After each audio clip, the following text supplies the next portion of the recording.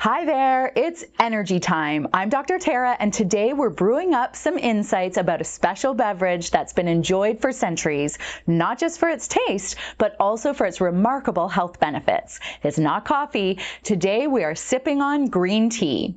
Green tea serves up a host of benefits, from antioxidants to cognitive improvements, and it plays a significant role in energy production and mitochondrial health. First up, let's talk about energy. Green tea contains a little pick-me-up called caffeine. The caffeine content in green tea is much lower than coffee, but enough to produce a response without causing the jittery effects associated with too much caffeine. It's not just caffeine that's giving you the energy boost, though. Green tea contains an amino acid called L-theanine, which can cross the blood-brain barrier and increase the activity of a key neurotransmitter called GABA, which has anti-anxiety and mind-calming effects. It can also boost dopamine and the production of alpha waves in the brain.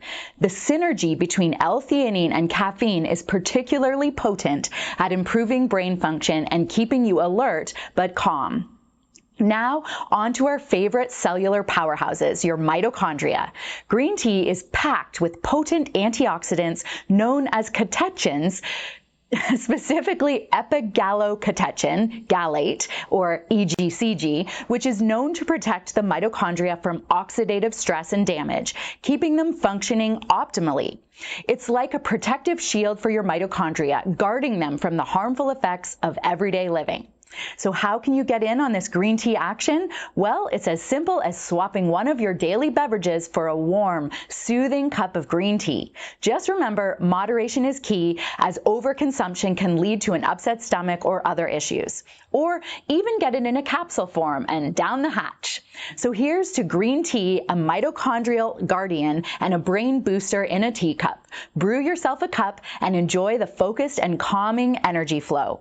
Stay energized, sip, sip, and I'll be back with more Power Pack tips tomorrow.